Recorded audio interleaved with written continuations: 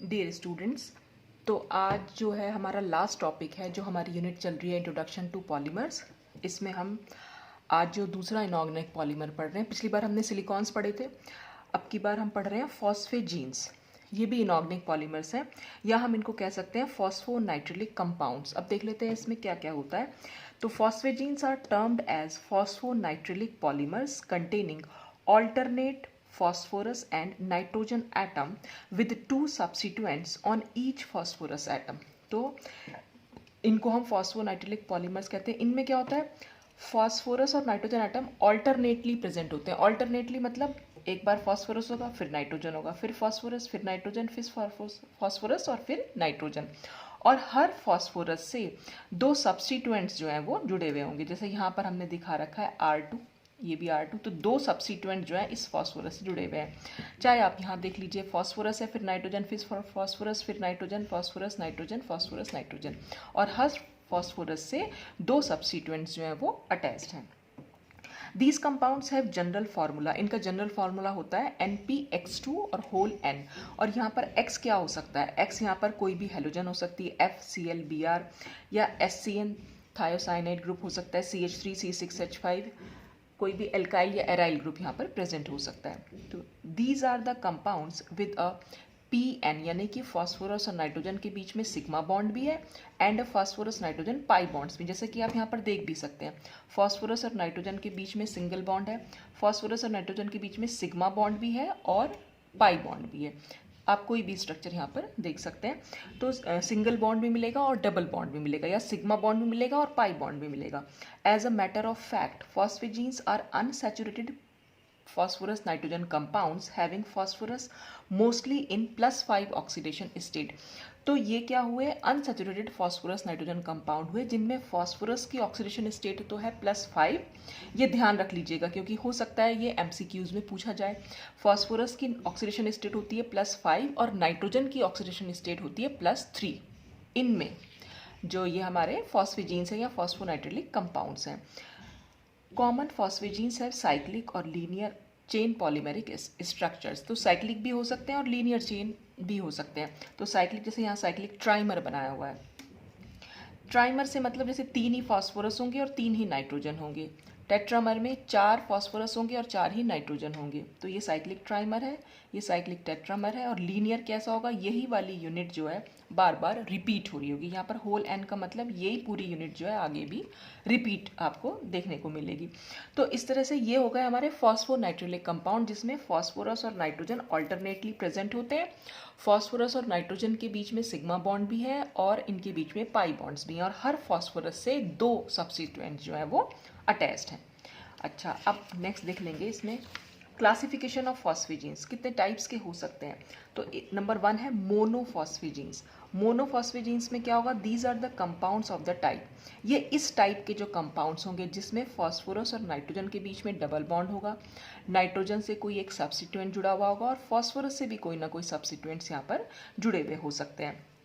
जहाँ पर X और R क्या हो सकते हैं, देखो X और R Cl हो सकता है, OR हो सकता है, NR2। AR means aryl group.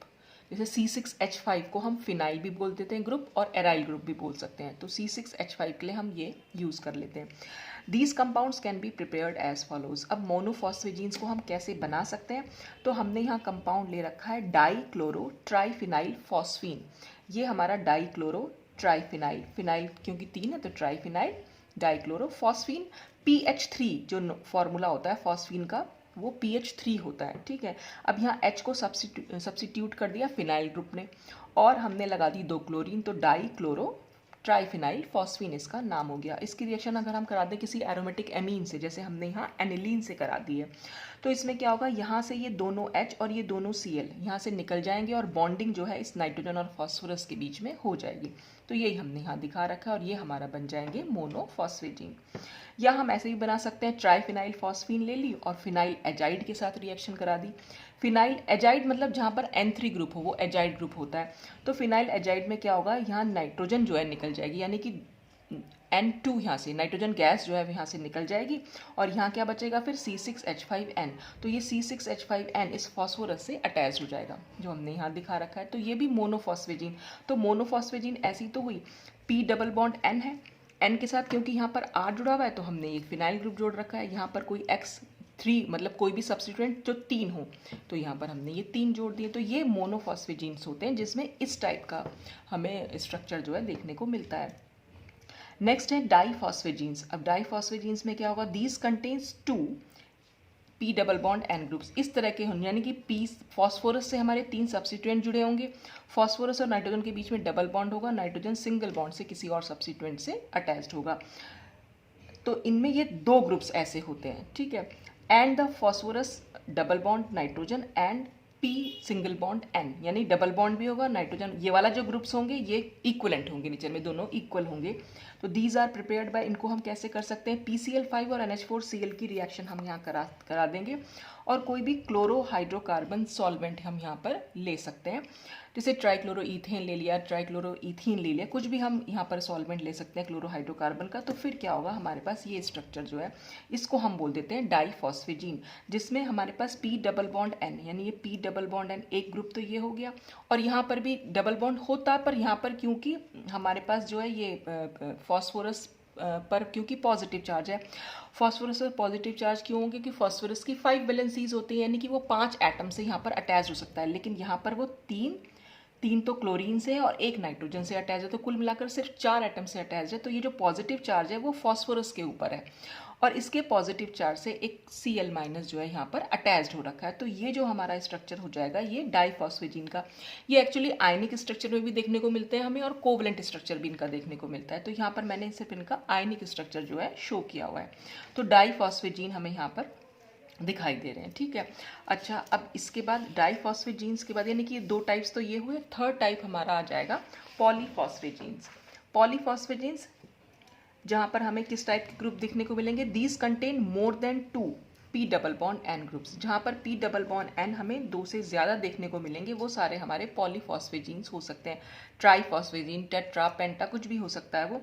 These can be prepared as follows, बनेंगे वैसे जैसे डाईफॉस्फेजीन बने थे, बस इसमें PCl5 और NH4Cl का नंबर हमने बढ़ा दिया, और वो नंबर कितना हो सकता है, n का मतलब यहाँ पर 10 टू द पावर 3 से लेकर 10 टू द पावर 4 यहाँ पर n का नंबर हो सकता है। हमने सॉल्वेंट लिया, इतने डिग्री सेंटीग्रेड पर हीट किया और हमारे पास एक NpCl2 होल n, ये जनरल फार्मूला हो गया पॉलीफॉस्फेजीन के लिए, और इतने HCl यहाँ पर निकल गए। तो पॉलीफॉस्फेजीन कुछ इस तरह से बनाए जा सकते हैं।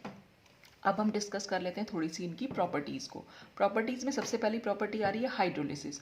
तो ये मैंने बना दिया ट्राईफॉस्फोनाइट्रिलिक क्लोराइड। तो ये phosphorus nitrogen, phosphorus nitrogen, phosphorus nitrogen, और हर फॉस्फोरस और नाइट्रोजन के बीच में पहले सिंगल बॉन्ड है, ऑल्टरनेट सिंगल और डबल बॉन्ड है, पहले सिंगल बॉन्ड आएगा फिर डबल बॉन्ड फिर सिंगल फिर डबल, और हर फॉस्फोरस से यहाँ पर 2 क्लोरीन एटम जो है अटैच्ड है, तो इसलिए इसका नाम हुआ ट्राईफॉस्फोनाइट्रिलिक क्लोराइड। इसका हाइड्रोलिसिस कराया। हाइड्रोलिसिस में होता क्या है कि जितने भी यहाँ पर हमें Cl दिखाई दे रहे हैं वो इस वाटर के हाइड्रोजन के साथ, यानी वाटर से हमें कितने हाइड्रोजन लेने पड़ेंगे, 6 ही हाइड्रोजन हमें यहाँ लेने पड़ेंगे, तो 6 HCl तो निकल जाएंगे। अब यहाँ क्या बचेंगे, 6 OH ग्रुप बचेंगे। वाटर को हम कैसे लिख सकते हैं, ये H और ये OH, तो और 6 हैं ये नंबर में, तो 6H और ये 6Cl तो निकल जाएंगे और बाकी के जो 6OH हैं वो हर फॉस्फोरस से जुड़ जाएंगे। कुल मिलाकर हम ये कह सकते हैं जितने भी यहाँ पर क्लोरीन एटम है वो सब OH से सब्स्टिट्यूट हो जाएंगे, ठीक है। तो फिर हमारे पास ये कंपाउंड यहाँ निकल के आता है।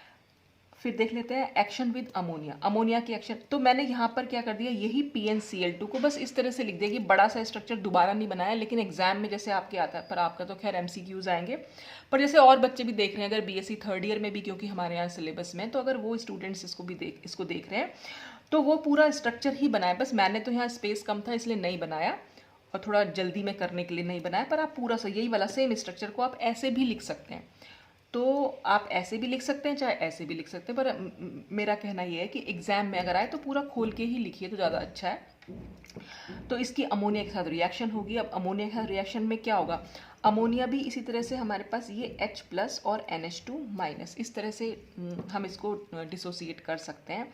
तो यहाँ पर जो NH2 ग्रुप है वो इन सारे Cl की जगह पर आ जाएगा, तो वो सारे Cl की जगह पर NH2 ने इसको सब्स्टिट्यूट किया, और जितने भी हमारे H हैं और जितने यहाँ से Cl निकलेंगे और बाकी के नाइट्रोजन भी होंगे, क्योंकि हमारे पास हमने 12 NH3 ले रखे हैं और यहाँ पर जो NH2 ग्रुप गए हैं वो खाली 6 गए हैं।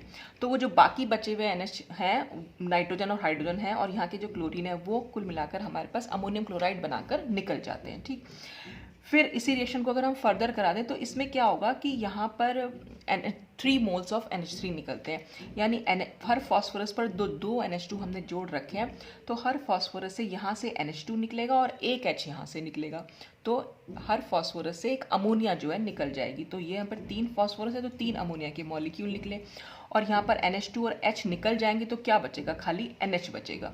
तो हर फॉस्फोरस पर यहाँ पर NH बचेगा और हमें एक कंपाउंड फॉस्फम यहाँ पर देखने को मिलता है। तो ये 2 प्रॉपर्टीज हमने यहाँ पर इसकी डिस्कस की। इसके बाद नंबर 3 है रिएक्शन विद एल्कोहल। अब एल्कोहल क्या, हमने इथाइल एल्कोहल यहाँ पर ले रखा है।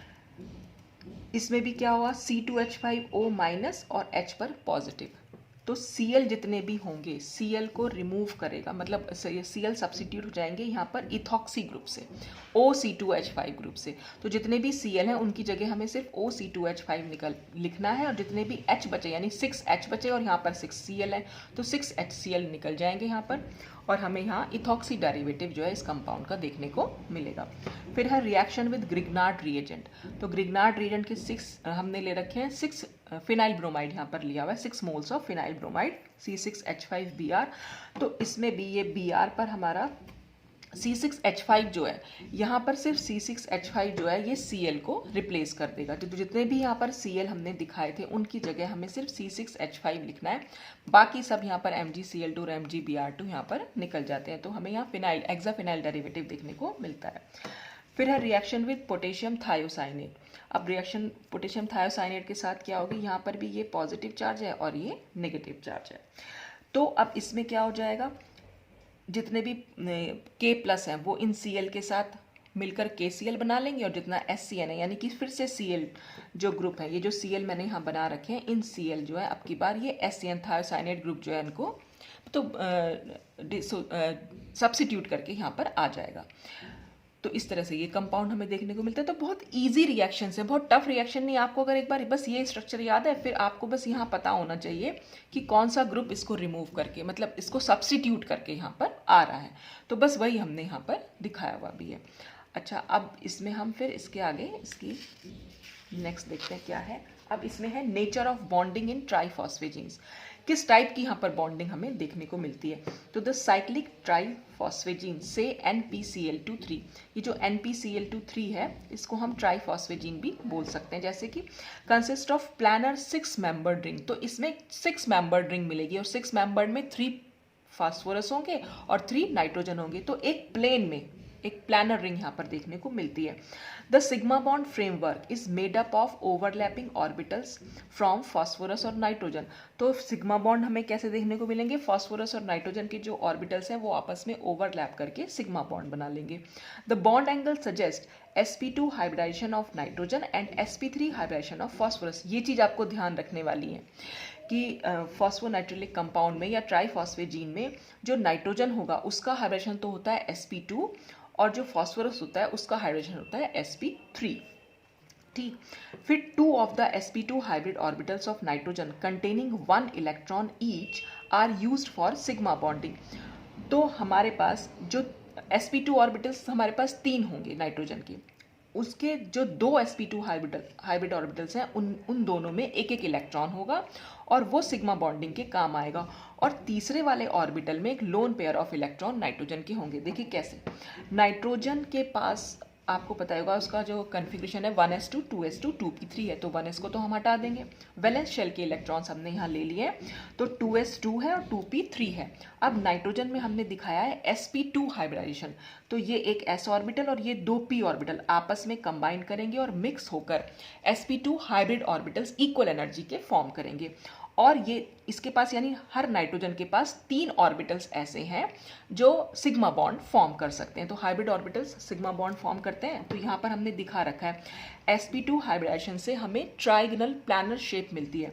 तो ट्राइगोनल प्लानर ऑर्बिटल हम कैसे दिखा सकते हैं, ये एक ऑर्बिटल ये है, दूसरा ऑर्बिटल ये है और तीसरा ऑर्बिटल हमने यहाँ बना दिया। ठीक है, तो ये 3 sp2 ऑर्बिटल्स हैं। अब 3 sp2 ऑर्बिटल में आप देख ही रहे हैं कि एक ऑर्बिटल में तो लोन पेयर ऑफ इलेक्ट्रॉन है, तो वो हमने बाहर की साइड बना रखा है, जो कि बॉन्डिंग में पार्टिसिपेट कहीं पर भी हमने यहाँ पर नहीं होता हुआ दिखाया। और जो दो p ऑर्बिटल्स हैं, ये दोनों p ऑर्बिटल्स दो sp2 ऑर्बिटल्स, अब तो ये sp2 बन चुके हैं, तो ये दोनों sp2 ऑर्बिटल्स में एक एक इलेक्ट्रॉन है। तो इस वाले ऑर्बिटल में भी एक इलेक्ट्रॉन है और इसके ऑर्बिटल में भी एक इलेक्ट्रॉन है। ठीक, यहाँ तक आपको बस अभी अब तक हमने सिर्फ, और ये सिग्मा बॉन्डिंग के लिए यूज हुआ है। कैसे यूज है अभी हम आगे देखेंगे। This leaves 1 electron unhybridised in pz orbital. अब क्या होगा, जब ये sp2 यहाँ पर हाइब्रिडेशन हो गया है, तो आप देख रहे हैं ये एक इलेक्ट्रॉन यहाँ पर बचा हुआ है इस ऑर्बिटल में। ये ऑर्बिटल हमारा अनहाइब्रिडाइज्ड है। अनहाइब्रिडाइज्ड मतलब जिसने हाइब्रिडेशन में पार्ट नहीं लिया है। तो ये हमारा है pz ऑर्बिटल। ठीक है, px और py ऑर्बिटल ने तो यहाँ पर बॉन्डिंग में पार्टिसिपेट कर लिया, यानी हाइब्रिडेशन में पार्टिसिपेट कर लिया। तो ये जो pz ऑर्बिटल है, ये हर नाइट्रोजन एटम पर इस तरह से खड़ा हुआ मिलेगा। ठीक है ना, px और py तो आपस में और s तो आपस में मिक्स होकर sp2 ऑर्बिटल बना लिए। तो sp2 ऑर्बिटल तो प्लानर है, ये तो यहाँ पर पेपर के प्लेन में दिखाई दे रहे हैं आपको। एक इस तरह से होगा, दूसरा इधर और तीसरा इधर। लेकिन जो pz ऑर्बिटल, जो अनहाइब्रिडाइज्ड ऑर्बिटल बचा है, वो हर नाइट्रोजन एटम पर इस तरह से आपको खड़ी हुई स्टेज में मिलेगा। तो जो सिग्मा बॉन्ड है वो इस तरह से मिलेंगे और उस हर नाइट्रोजन पर एक p ऑर्बिटल आपको इस तरह से खड़ा हुआ दिखाई देगा। ठीक है, ये आपको इमेजिन करना है। ठीक, similarly 4 of the sp3 hybrid orbitals of phosphorus containing 1 electron each are used for sigma bonding, 2 with nitrogen atom and 2 with halogen atom, leaving 1 unhybridized orbital containing 1 electron। अब देखो इसमें क्या बता रखा है यहाँ पर। अब फॉस्फोरस का जो आउटर मोस्ट इलेक्ट्रॉनिक कन्फिग्रेशन है वो हमारा है 3s2 3s2 और 3p3 है एक्चुअल में। देखिए मैं आपको एक अलग से देख, भाई जैसा नाइट्रोजन का होगा वैसा ही फॉस्फोरस का भी तो होगा। तो फॉस्फोरस का क्या है, हम कुछ इस तरह से दिखा देते हैं इसको, ये ऐसे। लेकिन ये इसका 3s ऑर्बिटल है, ये 3p। जब इसके पास 3p है तो जाहिर सी बात है इसके पास वैकेंट यानी खाली 3d ऑर्बिटल्स भी होंगे। ठीक, अब यहाँ पर इसे हाइब्रिडेशन में पार्टिसिपेट करना है। हाइब्रिडेशन के लिए हम कह रहे हैं हमने sp3 ऑर्बिटल जो है, हम sp3 हाइब्रिडेशन यहाँ पर शो किया है। तो वो sp3 कैसे आएगा, ये जो एक इलेक्ट्रॉन है s का, ये एक इलेक्ट्रॉन जो है इस d ऑर्बिटल में शिफ्ट हो जाएगा। ठीक है, ये प्रमोट हो जाता है। तो यहाँ पर ये s और ये 3p, एक s और 3p ऑर्बिटल्स यानी 4 sp3 ऑर्बिटल्स यहाँ पर बन के आते हैं और हर sp3 ऑर्बिटल में एक एक इलेक्ट्रॉन यहाँ पर प्रेजेंट होता है। और वो एक एक इलेक्ट्रॉन अब हम कैसे यूज कर रहे हैं बॉन्डिंग के लिए, तो देखिए ये फॉस्फोरस के यानी कि 4 sp3 ऑर्बिटल, तो हमें यहाँ टेट्राहेड्रल स्ट्रक्चर देखने को मिलेगा। टेट्राहेड्रल हम sp3 ऑर्बिटल बनाएंगे यानी 4 ऑर्बिटल फॉस्फोरस के पास होंगे। तो एक ऑर्बिटल ये, दूसरा ऑर्बिटल ये, तीसरा ऑर्बिटल ये, चौथा ऑर्बिटल ये, और हर ऑर्बिटल में एक एक इलेक्ट्रॉन है। ठीक है, तो अब हमने नाइट्रोजन का एक इलेक्ट्रॉन तो पहले शो कर ही दिया, ये फॉस्फोरस का एक इलेक्ट्रॉन है, तो दोनों के बीच में एक सिग्मा बॉन्ड बन जाएगा। ऐसे ही इस फॉस्फोरस, इस नाइट्रोजन के पास भी एक एक इलेक्ट्रॉन है, ये भी सिग्मा बॉन्ड बना लेंगे। इस नाइट्रोजन फॉस्फोरस, तो ये जितने भी फॉस्फोरस और नाइट्रोजन है सबके बीच में एक एक सिग्मा बॉन्ड आ जाएगा, यानी हमने ये सिग्मा फ्रेमवर्क बना दिया है, सिग्मा बॉन्डिंग दिखाई है। अच्छा, तो हमने फॉस्फोरस के सिर्फ 2 इलेक्ट्रॉन्स की बात की यानी 2 ऑर्बिटल्स की, अभी 2 ऑर्बिटल्स और बचे हुए हैं। ये देख रहे हैं sp3 ऑर्बिटल है ये, तो हमने यहाँ 2 ऑर्बिटल्स तो दिखा दिए, अभी 2 ऑर्बिटल्स हमारे और बचे हैं। तो वो दोनों ऑर्बिटल्स जो फॉस्फोरस के साथ, जो भी यहाँ पर सब्स्टिट्यूएंट, मैंने बताया था शुरू में, फॉस्फोरस के साथ 2 सब्स्टिट्यूएंट अटैच्ड होते हैं, तो वो दोनों सब्स्टिट्यूएंट्स भी इसके साथ सिग्मा बॉन्ड बना लेंगे। तो इस तरह से जो हमने ये शो किया, ये खाली सिग्मा बॉन्ड फ्रेमवर्क शो किया है हमने साइक्लिक ट्राइफॉस्फेट जीन में। ठीक है, अब पाई बॉन्ड कैसे बनेगा, और देखो हमने क्या बता रखा, हर नाइट्रोजन पर एक ऐसे खड़ा हुआ p ऑर्बिटल है। ठीक इसी तरह हर फॉस्फोरस पर भी एक d ऑर्बिटल भी अनहाइब्रिडाइज्ड, अब d में पहुंच गया ना, तो यहाँ पर लीविंग 1 अनहाइब्रिडाइज्ड ऑर्बिटल, और ये 1 अनहाइब्रिडाइज्ड कौन सा होगा, ये d ऑर्बिटल होता है। ठीक है, d ऑर्बिटल कंटेनिंग 1 इलेक्ट्रॉन, तो हर फॉस्फोरस पर तो d ऑर्बिटल है और हर नाइट्रोजन पर p ऑर्बिटल है। अब जो पाई बॉन्ड बनेगा वो इसकी बॉन्डिंग से ही बनेगा, जो डी ऑर्बिटल है और इसके पास जो पी ऑर्बिटल है। देखते हैं कैसे बनेगा। ये आप इसका स्क्रीनशॉट ले सकते हैं। ये स्क्रीनशॉट वही बच्चे लेंगे जो कि थियोटिकल पढ़ रहे हैं, है ना। जो एमसीक्यूज के लिए तैयारी कर रहे हैं वो तो शायद लेना पसंद नहीं करेंगे।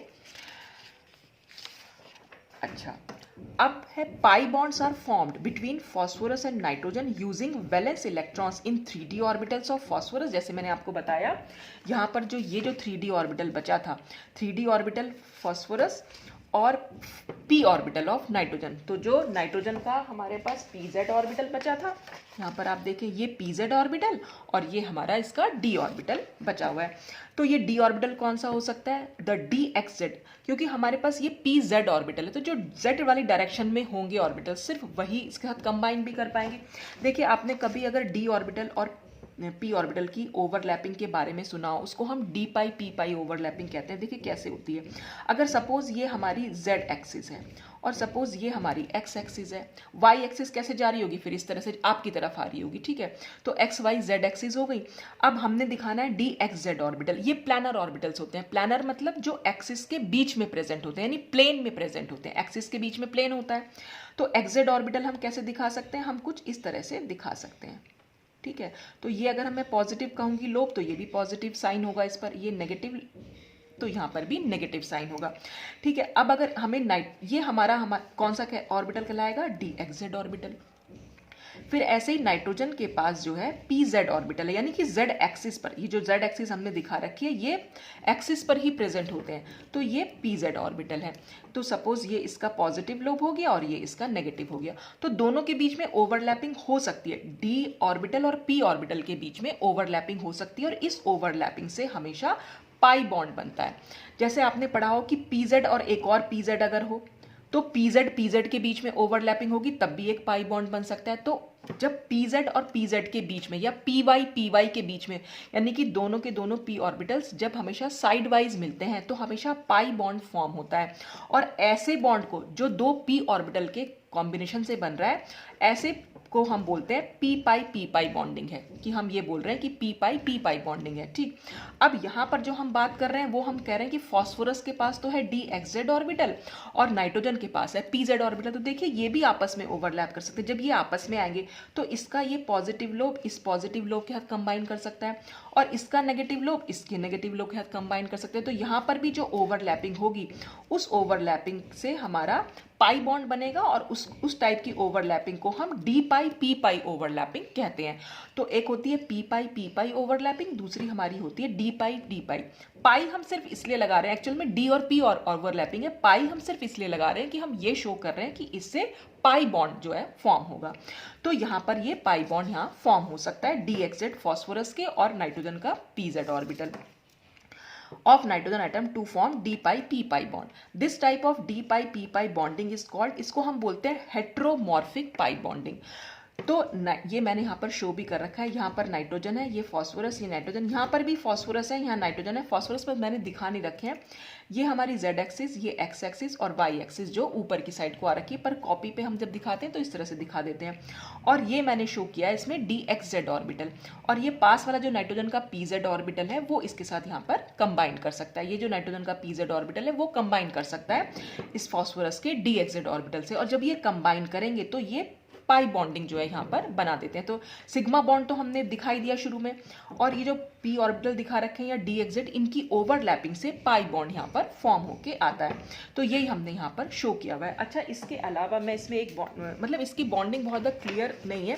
एक साइंटिस्ट और हुए थे, ड्यूअर, ये उनका नाम है, ठीक है, ड्यूअर और उनके कोवर्कर्स, इन्होंने एक एक्स्ट्रा एक्सप्लेनेशन दी थी इनकी बॉन्डिंग के लिए। वो एक्स्ट्रा एक्सप्लेनेशन क्या दी थी कि भाई जब dxz ऑर्बिटल इसके pz ऑर्बिटल से कंबाइन कर सकता है तो भाई dyz भी तो कंबाइन कर सकता होगा भाई dyz में भी, क्योंकि z प्लेन तो आ ही रहा है। अगर हम dyz बनाएंगे तो ये फिर हम y एक्सिस पर ले लेंगे, यानी कि जो हमने खड़ी की हुई है एक्सिस, अगर y एक्सिस है तो जब yz बनाएंगे dyz ऑर्बिटल वो कुछ इस तरह से आएगा। तो मैं अगर उसको पेपर पे बनाना चाहूँ तो ये अब अगर ये हो जाएगा हमारा dyz ऑर्बिटल, ये dyz ऑर्बिटल भी तो इससे कंबाइन कर सकता है। तो फिर उन्होंने ड्यूअर ने कहा ये कि एक्चुअल में यहाँ पर क्या होता है, अगर मैं ये दिखा नाइट्रोजन ये जो हमने बॉन्डिंग इस तरह से, ये एक साइक्लिक हमारा प्लानर स्ट्रक्चर आ गया। यहाँ फॉस्फोरस था, ये नाइट्रोजन, ये फॉस्फोरस, नाइट्रोजन, फॉस्फोरस और नाइट्रोजन, ठीक है। तो नाइट्रोजन का तो हमने pz ऑर्बिटल ले लिया और फॉस्फोरस का dxz भी लिया और dyz भी लिया, ठीक है। तो फॉस्फोरस के dxz और dyz ऑर्बिटल से यहाँ पर कंबाइन pz ऑर्बिटल जो है, इन दोनों से भी तो कंबाइन कर सकता है। मतलब फॉस्फोरस के, नाइट्रोजन का तो हम लेंगे pz ऑर्बिटल और फॉस्फोरस का हमने ले लिया dxz भी ले लिया और dyz ऑर्बिटल भी ले लिया। तो यहाँ पर एक 3 सेंटर बॉन्ड देखने को मिलता है। यानी कि अगर मैं इसको साफ से पेपर पे बनाऊं, मैंने भी पेपर की, देखिए ये ऐसे करके हम इसको दिखा रहे हैं, ठीक है। तो ये मैंने यहाँ नाइट्रोजन बनाया, ये फॉस्फोरस, अभी मैं खाली इसी में बता देती हूँ आपको। तो हमने फॉस्फोरस के तो दोनों ऑर्बिटल ले लिए, dxz भी ले लिया और dyz भी ले लिया, और नाइट्रोजन का हमारे पास खाली pz ऑर्बिटल ही है। तो ये दोनों ऑर्बिटल भी इसके साथ कंबाइन कर सकते हैं, और कंबाइन करने से होगा क्या, हमें यहाँ पर एक 3 सेंटर बॉन्ड देखने को मिलता है। 3 सेंटर बॉन्ड कैसे, एक सेंटर फॉस्फोरस, एक सेंटर नाइट्रोजन और एक सेंटर फॉस्फोरस, फिर से। तो ये 3 सेंटर्ड बॉन्ड हम इसको बोल देते हैं। बनाना बॉन्ड आपने कभी सुना हो तो बनाना बॉन्ड भी हम इसको बोल सकते हैं। ऐसे यहाँ पर नाइट्रोजन और ये फॉस्फोरस होगा तो इनके बीच में भी ये ऐसे देखने को मिलेगा, यहाँ पर भी नाइट्रोजन, तो ये ऐसे देखने को मिलेगा। तो यहाँ पर जो है कंप्लीट डीलोकलाइजेशन हमें देखने को नहीं मिलता, जैसे बेंजीन के केस में मिलता है। बेंजीन में क्या होगा, यहाँ पर कंप्लीट डीलोकलाइजेशन, डीलोकलाइजेशन हम कुछ इस तरह से दिखा देते हैं कि जितने भी इलेक्ट्रॉन्स, जो भी एक एक इलेक्ट्रॉन है भाई, dxz, फॉस्फोरस के पास भी खाली d ऑर्बिटल में एक ही इलेक्ट्रॉन बचा है, नाइट्रोजन के पास भी एक ही इलेक्ट्रॉन बचा है। ऐसे अगर हम बेंजीन में दिखाते हैं तो हर कार्बन पर एक एक इलेक्ट्रॉन है, और वो एक इलेक्ट्रॉन अब पूरे रिंग में, वो जो कुल मिलाकर 6 इलेक्ट्रॉन हो गए, क्योंकि हर कार्बन पर एक एक इलेक्ट्रॉन है, तो वो 6 के 6 इलेक्ट्रॉन इस पूरी रिंग पर डीलोकलाइज, यानी पूरी रिंग पर घूमते रहते हैं, यानी हर कार्बन पर पहुंच जाते हैं, इस तरीके से घूमते रहते हैं वो, ठीक है। लेकिन यहाँ वो कंप्लीट डीलोकलाइजेशन हमें देखने को नहीं मिलता। यहाँ पर जो यहाँ पर कह सकते हैं कि एक लोकलाइज्ड हमें बॉन्ड देखने को मिलेंगे। तो इस तरह से ये बॉन्डिंग होगी, और बीच में फॉस्फोरस जो है वो नोड की तरह, फॉस्फोरस पर एक नोड मिलती है, नोड जहाँ पर इलेक्ट्रॉन डेंसिटी है ही नहीं, ठीक है। तो यहाँ पर सिर्फ 3 सेंटर्ड बॉन्ड देखने को मिलेगा। ये ड्यूअर ने अपनी एक्सप्लेनेशन दी थी इस बारे में। तो इस तरह के तो यहाँ पर जो है कह सकते हैं कि पाई बॉन्ड जो है पूरे में स्प्रेड नहीं हो रखा है, वो लोकलाइज्ड है। यहाँ जब बेंजीन को हम बनाते हैं, हम डीलोकलाइजेशन की वजह से बेंजीन में ऐसे रिंग दिखा सकते हैं। तो यहाँ जो हम दिखाएंगे, बेंजीन को हम ऐसे बना रहे हैं, तो इसका मतलब हम ये जो है लोकलाइज्ड है बॉन्ड। अब ये बॉन्ड यहाँ नहीं मूव, देखो बेंजीन का अगर रेजोनेंस हम दिखाना चाहें तो रेजोनेंस ऐसे ऐसे ऐसे भी तो आ सकती है। तो उसी वजह से यहाँ पर स्ट्रक्चर हमें इस तरह देखने को मिल रहा था कि बेंजीन में डीलोकलाइजेशन है, जबकि यहाँ पर ऐसा कंप्लीट डीलोकलाइजेशन हमें देखने को नहीं मिल रहा है। तो यहाँ पर सिर्फ ये 3 एटम्स के बीच में हमारे जो है ओवरलैपिंग यहाँ पर हो रखी है, और फॉस्फोरस पर जो है वो हर जगह नोड आ रही है। तो बहुत ज़्यादा इसके मतलब ड्यूअर ने ये एक्स्ट्रा एक्सप्लेनेशन इसमें दी थी कि ये pz ऑर्बिटल dxz के साथ कंबाइन करेगा तो हेट्रोमॉर्फिक पाई बॉन्डिंग बनाएगा, और अगर ये dyz के साथ कंबाइन करेगा तो होमोमॉर्फिक पाई बॉन्डिंग बनाएगा। तो दोनों तरह की पाई बॉन्डिंग उन्होंने कहा इसमें हो सकती है, ठीक है। तो इस तरह से हम इसकी कुछ बॉन्डिंग को एक्सप्लेन कर सकते हैं। तो ये था पूरा नेचर ऑफ बॉन्डिंग इन ट्राइफॉस्फेजिन। अब इसके बाद आते हैं इसके यूजेस ऑफ फॉस्फेजिन। तो यूजेस कैसे हो सकते हैं, they are used as catalyst in the manufacture of silicones. तो ये सिलिकॉन्स के मैन्युफैक्चर में एज अ कैटलिस्ट वर्क करते हैं। The phosphonitrilic halides are used as rigid plastics, expanded foam and fibers because they are waterproof, fireproof and are unaffected by oil, petrol and other solvents। तो फॉस्फोनाइट्रिलिक halides को हम use कर सकते हैं as rigid, बहुत ज़्यादा ठोस प्लास्टिक के रूप में। इनसे फोम बनाए जा सकते हैं, फाइबर्स बनाए जा सकते हैं, क्योंकि ये वाटरप्रूफ है, फायर प्रूफ है, और इन पर ये ऑयल, पेट्रोल या और किसी सॉल्वेंट का बहुत ज़्यादा इफेक्ट भी नहीं पड़ता। They are also used as flexible plastics which are useful for fuel hoses and gaskets. ये फ्लेक्सिबल प्लास्टिक्स के तरह भी हम इनको यूज़ कर सकते हैं, जैसे फ्यूल होजेस। फ्यूल होजेस माने होते हैं, जैसे होजेस मतलब पाइप जिनमें भी हम कोई फ्यूल भर सके। जैसे आपने कभी नोटिस किया हो, जो हम किचन में सिलेंडर यूज़ करते हैं, सिलेंडर में एक ट्यूब लगी हुई होती है, सिलेंडर से वो ट्यूब हमारे गैस का जो चूल्हा होता है उसमें फिट हो जाती है। तो वो जो फ्यूल जो वो पाइप हुआ उसको हम फ्यूल होज बोल सकते हैं। तो ऐसे फ्यूल होजेस हम काफ़ी इंडस्ट्रीज वगैरह में भी यूज़ करते हैं। ऐसे ही गैस्केट्स है। गैस्केट्स क्या होते हैं, जैसे आपने कभी प्रेशर कुकर में नोटिस किया हो, प्रेशर कुकर में एक रबड़ लगी हुई होती है चारों तरफ ढक्कन पर, तो वो भी, उसको भी हम गैस्केट बोलते हैं। तो वो क्या कर रही है एक्चुअल में, वो प्रेशर वहाँ पर अगर वो गैस्केट हम नहीं लगाएंगे तो सोचिए कुकर में क्या होगा, कुकर में कभी प्रेशर नहीं बन पाएगा, ठीक है, वो गैस तो वहाँ से रिलीज होती रहेगी।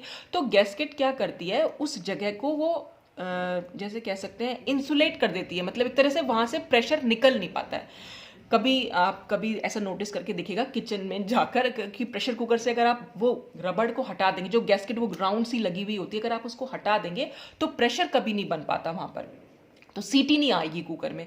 तो प्रेशर क्यों नहीं बन पा रहा, क्योंकि वहां से गैस जो है वो निकलती चली। कभी आप देखें कुकर में पानी डाल के तो वो भाप वहीं से निकलती है, आपको उस कॉर्नर से भाप निकलती हुई दिखाई देगी। तो वो गैस्केट हम यूज कर रहे हैं ताकि वो स्टीम जो है वो बाहर ना आ पाए, वो अंदर ही रहे, और जब वो अंदर रहेगी तो वो प्रेशर डालेगी और इसी वजह से वहां पर सीटी आ जाती है। तो गैस्केट हम इसी तरह से और भी बहुत सारी जगह पर यूज कर सकते हैं। तो ये जो फॉस्फेजीन्स होती हैं, इसी तरह की फ्लेक्सिबल प्लास्टिक्स जो इजीली मुड़ तुड़ जाए, वो फ्लेक्सिबल लचीली प्लास्टिक बनाने में हम इसको, लचीली प्लास्टिक की तरह मतलब हम इसको यूज कर सकते हैं। तो ये कुछ यूजेस थे फॉस्फेजीन के। तो आज आपकी ये जो इंट्रोडक्शन टू पॉलीमर वाली यूनिट थी ये खत्म होती है। अब नेक्स्ट वीडियो में हम इसके कुछ एमसीक्यूज को डिस्कस करेंगे। तो आज के लिए बस इतना ही। Thanks for watching.